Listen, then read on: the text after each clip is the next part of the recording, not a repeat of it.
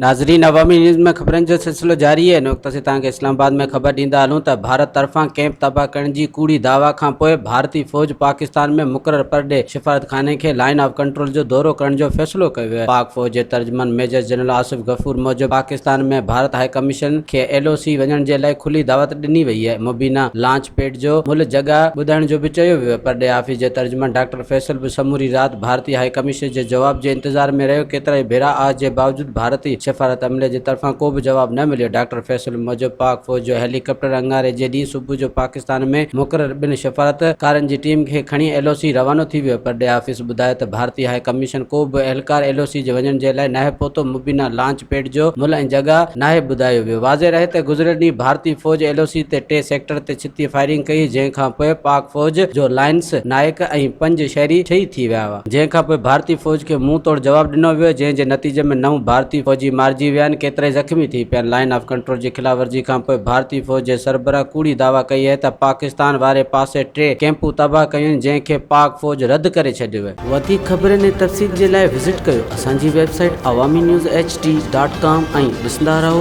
Awami news HD।